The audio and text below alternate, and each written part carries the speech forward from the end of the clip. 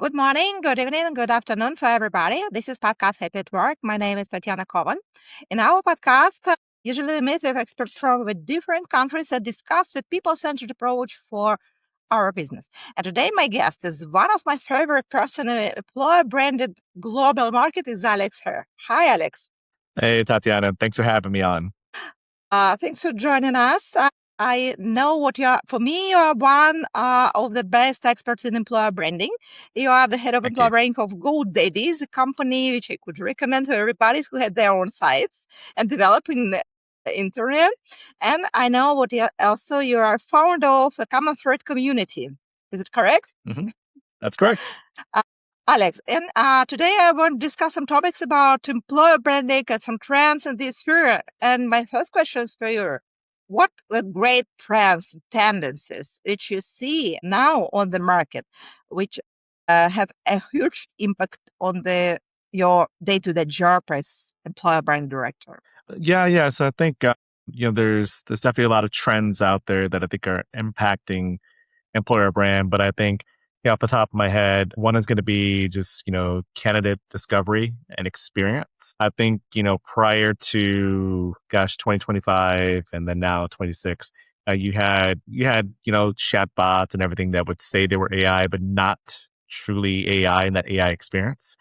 So I think that is going to you're going to see a huge uptick in that with companies, specifically the employer brand team, leveraging that on their career pages and that experience where you may have a co-pilot AI bot that's chatting with you, right?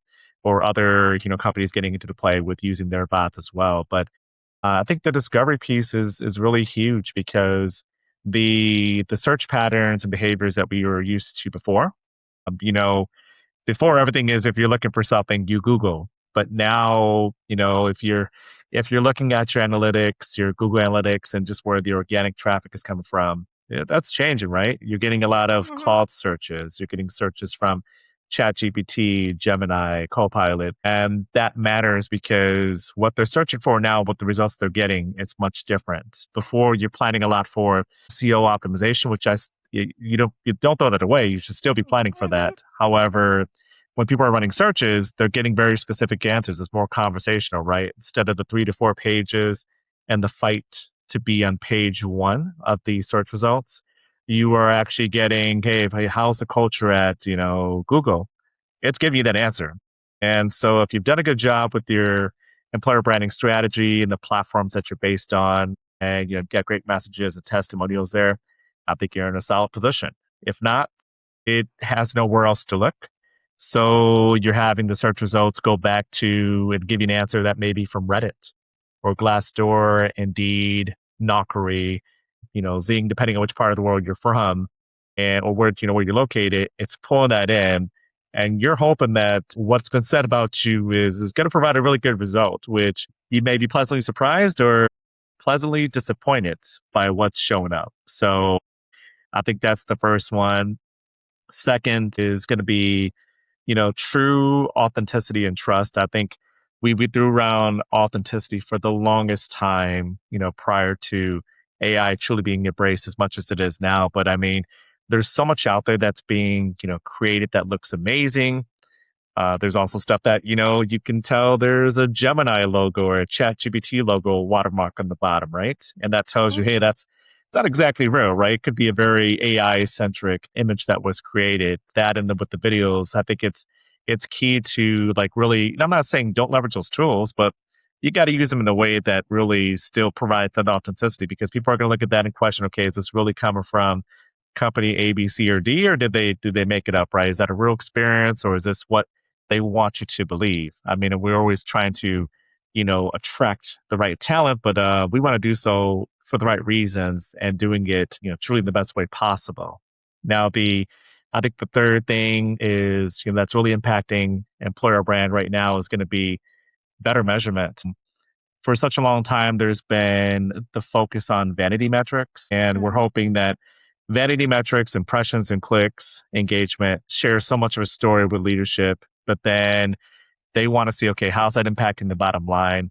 We're getting some hires from that. Is this really working? Because we always combine that. We provide qualitative feedback, which it's cute, right? But it doesn't do much for leadership. It's like they want to see quantitative data, right? It's got to add up to something. You got to tell from the first click to the last click, and I think that you're going to have that there with a lot of AI tools that will help you make it for maybe where we're all lacking. I mean, not everybody has it down, but I think better measurement is something that is definitely happening now and is going to be on the forefront of what we do. I think it's really great trends, and as I see some modern have strong connection with AI.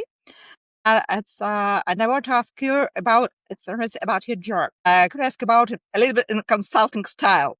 What during the past 6 months for achieving Hmm. results in 2027 in the next year? So what stop or start or continue? Okay, I would say stop with the vanity metrics. Stop putting.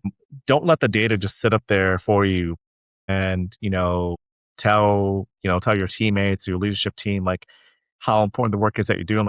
What's it actually doing? I think you got to stop doing that because getting 20 hires in there sooner rather than later helps out with working on the next project, maybe the next AI innovation. That's people win butts quicker, is saving the company money and helping them move on further. So I think being able to share that is definitely huge.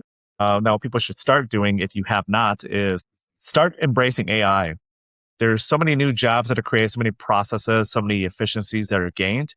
And if you're still sitting back there thinking, I'm not going to jump on this AI train, there is so much that's happened. Get on there. I mean, you're probably miles behind, but the nice thing about AI is it can help you get that much further, right? It can make up for where you're lacking in really good ways. So start doing that and start doing it now.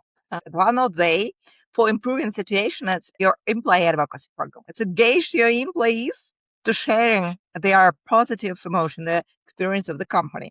I know what you Hmm. done in your organization. You have a employee advocacy program. I know what you one of the person who know a lot about this. What do you think about the future of employee advocacy programs for employer branding? Maybe some trends, maybe some changes, and so on. So, what could you recommend the companies who have who now have this program or want to launch them the next year? Uh, I still think it has a long way to go just because I think it's something that we all like to have with more mature employer brand, shops or programs, whatever you want to call them. But a lot of people kind of build them up and they don't really take them any further. There's a lot of great examples out there where that has happened, but I think there's still a long runway and like not a long way to go where to be successful. But I think there's so many ways to be successful because a lot of times we're looking at, okay, people should be sharing messages from the company, but like, what are we truly selling them on, and what's the benefit of the value add behind that? Because if you're just looking at, hey, this person can share something for the company, I think that kind of kills it. Stays there for a little bit, but then the longevity of that really doesn't last long because people will, it becomes a fad. Then it doesn't last too long. But if you can preface it and just keep the program growing on the fact that, okay, well, what is it bringing back to individuals? It's growing their personal brand. There's a chance at a referral that grows the company from there, grows their own personal brand as well. Will help them be, more successful than when if they wait until they're out of a job one day and then building this up, or just if they want to be seen as a thought leader and just don't have the ability to do so. This helps them there, but also looking at just the different content that's being created and how, okay, can that get you away from, what you've always done before as a company? Have you put, because, we're, coincidentally, we're sharing this stuff on LinkedIn, right? So you're still feeding back to the machine per se. But when you're doing that, are you actually taking away the need to keep paying companies such as LinkedIn, Indeed, all these other job boards because you're leveraging your number one resource, your people? I still think there's an opportunity there to look at that because a lot of programs don't have it where they're looking at that to say, okay, this is actually advocacy. Is really it's a form of almost like free recruitment marketing because if you can build a program to be hundreds of people, thousands of people, they're pushing stuff out there. And if you were to take that back and look on LinkedIn, if you start a advertising slash recruitment marketing campaign from scratch, you're probably the other segment you're digging into is maybe engineers, sales folks, customer support. You're probably paying, 70 to 100 CPC, or maybe, could be more than that, could be less. But you're running a campaign there, just leveraging your people who are helping you out. There's so many ways where like the data, I think I think I've got a deep understanding of that. I still feel there's maybe many ways that I have not considered, and others may have it out there. But I think that's where advocacy needs to be going, to look further into that too, to sell people on the value and just like keep things going. So it's not just a cool thing where it's a fad at the moment. It's a good topic that everyone is about, they're supporting, and then it dies off a year or two from when it started. It has to keep going on for the long run. Then Alex, I want to ask about one more topic. It's about the challenges which company now has of impact of AI also. So what it means, what we have a huge transformation of workflow. So there's some people stay at company, there others we will have a layoff. And also we have a huge impact on the recruitment of AI. So the impact of the perception of employee experience during the recruitment process. So what could you recommend? So it's two examples which could influence employer brand perception. What could you recommend to employer brand managers, employer brand director? How could they plan the section of their companies to avoiding the risk for employer brand? Uh, so to avoid the risk, like in terms of like just misperception of the company, or what No, specifically? it's the risk code, for example, when a company will use just the AI for recruitment. And so Okay, where the level of human touch your recruitment process could gotcha. impact the perception of the company. And now a lot of candidates, and I will have some conflicts, what the candidates tell about a lot of biases, which Hmm. they programmed into our AI systems. So the people feel themselves not so comfortable if all the times we don't speak the real person, but the AI. Gotcha. Yeah. Okay. So also it's about employee experience during this process. And also another side, the company tried to implement AI everywhere, and it's Yes. decrease the human touch for, for employees Oh, okay. also. So what understanding why the companies started to do this. Another way, Yeah. we need to think about risks for the business, a risk for our employer brand and Yes. employer brand perception. What could you recommend how to handle with these risks? Yeah. Yeah. So I mean, I think definitely one.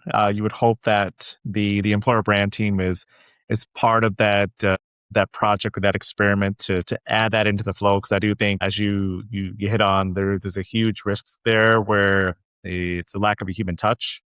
And it may work for some jobs, right? Some jobs where it's like a high volume hiring situation, and you're getting, maybe you're working for, say, like a company like UPS or something, where they want people for certain shifts, or Amazon, really quick hires. That may work.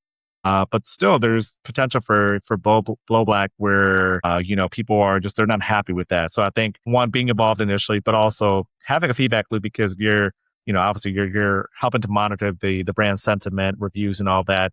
Having those conversations with your talent acquisition team, because that's not that's something we work with in tandem and partnership, right? We don't own that. There may be a team out there where employer brand completely owns that, but I've that's something I've been a part of, and I think that it has requires that partnership with your recruitment team, operations, to say, okay, hey, listen, we still have to have a human touch there. I understand that it may, AI may be, like they say, the bee's knees, right? Maybe what you want to do, we want to automate, the crap out of this. But if there's not a human touch there, these are the list of potential things that can go wrong, right? And yes, we could disregard them, but they eventually do add up, right? One or two complaints after every interview, you times that by how many times you have interviews a day, or just the amount of candidates going through that process.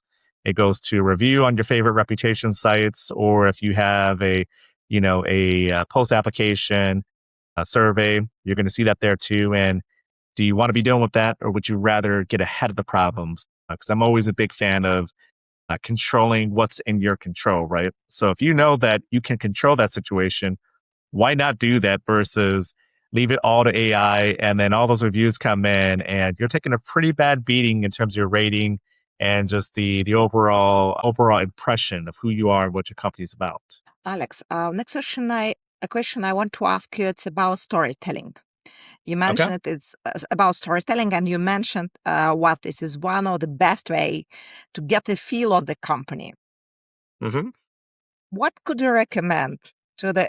I know what you are also working on the global level, not only in one country, in one particular office, but you are working globally. What could people in employer branding do for understanding what the stories that they have inside the organization? What maybe could they do for motivating people to tell their stories, to share their stories with the world? What maybe with some new ideas for storytelling in the end of this year, maybe for the next year? Could you share? Because I know what you use storytelling well for your own company. Yeah, yeah. Thank you. So, I mean, if so, I'll answer it a couple different ways, right? I think one, don't want to assume that every company is like knee deep into AI and accepting of that. So, if you do not have that available for you, jump into the different teams, Slack channels that you're a part of, the email threads, any online community calls or in person. If there's doors you can find yourself, rooms you can find in by crashing through the doors to be part of those conversations or groups, that's going to help you out. You will find so many stories there by doing that. I mean, I'm surprised that there's just not more out there, and not everyone is, maybe everyone's not comfortable doing that, but it's all free stuff there. There's zero fees to do that. You don't need to go hire a company to help you uncover this. And kudos to everyone who does, but just join those channels. You'll find what's going on. I mean, there's got to be something that's going to be, as you mentioned, I work local. I mean, I work global, so there could be local channels in your teams and Slack groups, right? Where okay, maybe there is a channel in the UK. Maybe they're talking about football and the World Cup over there, and then maybe there's something in Romania or South Africa or or China or Japan. There's different things they're talking about where okay, there's always potential there. Like I was talking to a good friend, Chris LeCan Harwood, about this, and there's always one piece of content that can lead to maybe 10 other ways to do that, right? Because one story that someone is, or one moment they're talking about, where maybe how either the company supported them or maybe like a local community effort they had, that could turn into a video, a TikTok, a blog, a organic social post, or maybe you can amp that into a paid recruitment marketing opportunity as well. So there's ways to do that there. However, if you find yourself being a team of one and you got to automate some stuff, right? I think this is where it gets fun, and you can do this right away. To be honest, you can find bots that are inside of Slack, or it's automated, right? This is not stuff that like they could be. You may have the AI component if you're if that's what your company allows, but these are also standard search tools you have. Is look there inside of Teams or Slack, and then just look for different keywords, like, and run your conversation through on your own with ChatGPT, Copilot, Gemini, Claude, and just see like what are you looking for? What are the main topics, right? And then these bots will run searches for you in your respective chat applications and then pull stuff for you. So instead of having to go, like, I still think you should join these groups. However, if you can't be there for every conversation and you're a very small mighty team or just one person handling it all, it will pull it for you back to you directly, and you have the opportunity then to scan and review what's there and see what's going on. Now, having said that, if you also just go ahead and just build your own companion, so outside of your internal sources, right? So if you want to see what's out there, what's happening on, on all the social platforms and, just not have hours in the day, build a companion. All of your major, AI tools have this there, right? And you can scan if you're looking for content, you can scan your own career page, scan your socials. So, if you're working for Spotify, you can do that. Scan there and see what's going on, because you're going to capture some stories, and then the companion will even look at that and say, "Hey, this is a great opportunity." If you're saying you want to focus more on well-being and belonging, here we go. Here's 5 posts that help you with that. And obviously from there, just like where there's the human touch involved with the candidate process, you have to be involved in this as well. It's going to help you scan and give you some results, but you still need to look at that and determine, all right, do 4 out of the 5 make sense to work on? Let's build it out even further. But it still gives you something you didn't have today or yesterday, and it puts you a whole lot further than you ever were before. Alex, thanks. I think it's a very great advice. And I could mention that Chris was one of the guests of our podcast. So that great Nice. opportunity to back also to our conversation. Alex, I have one more question. It's about also trends in a lot of reports this year about employer branding. It told us about we need not only look for their employer branding outside the company, not only about attraction talents, but also focus on the retention. So it means for us, we need to also have a strong focus internally at the organization. What could you recommend from this perspective for the next month of the people inside the organization? What should they do inside the organization on focusing on the retention, on the internal employer branding? Maybe some recommendations. Yeah, yes. It's good to bring this up. I think there's a lot of varying thoughts when it comes to LinkedIn, X, or Twitter on if we play a part and retention, right? Because I truly do think a lot of what we do is it is a lot of external work. There's a lot of internal connecting with teammates, but I think where my personal view is where it comes to retention, I can share with my teammates and leadership that truly do have an impact on that because I can share with them the reviews I'm seeing, the feedback, the sentiment, everything that we're getting, or if we're seeing drops in traffic or drops in referrals when it comes down to the applicants coming in. Okay, that tells me things are probably not looking too good, right? Maybe we have an underlying issue, but I don't think that at least in my experience that we have so much of a control or a say over retention because I can't tell you that if I feature you in a day in the life video on TikTok, that's going to make you want to stay versus you having a 25% increase salary offer from another company, right? You're leaving.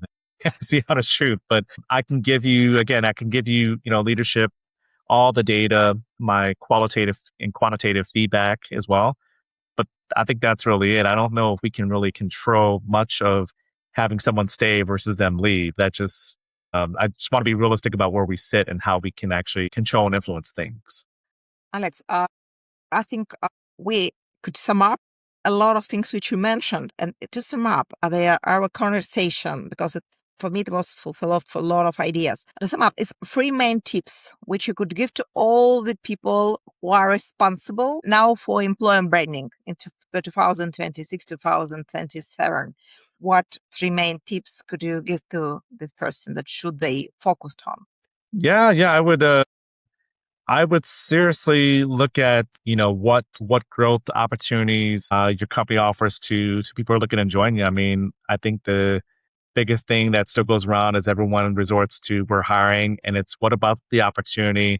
Where can they grow? Look at it in terms of what's in it for them, for the people. So really unpackage that and see what your company offers because what my company offers may be different than yours or many people who are watching and listening to this. The second would be experiment. We are truly in an age of experimentation, right? We're in this crazy industry called employer branding, which we are seen as a stepchild essentially. Like sometimes we sit in TA, HR, operations, internal comms, marketing, branding. We sometimes we don't have a home either, right? So experiment, try different things. I don't think there's one thing that you can't roll up, throw away, and try something different. I mean, so yes, there's an ATS and there's these different systems. Can you not create a dashboard on your own? I mean, we have the power to do that now. Look for better tracking, better ways to get yourself in front of people who you haven't sat in front of before because you belong there. But also try different things. That's the great thing about the job that we do. It can be scary, but experiment like crazy because I think it's the best time for us to shine and do that. I would say the last thing is GEO, GEO, GEO. Optimize the crap out of what you're doing, your sites, get in front of people, put that to use because you are going to be left behind if you're not doing that. Alex, thanks a lot for participation in the podcast. Thanks for sharing your experience, your knowledge for the companies, for the people all around the world. Yeah, thanks. Not a problem. Thank you. This is podcast Happy at Work. My name is Tatiana Koval. Stay connected.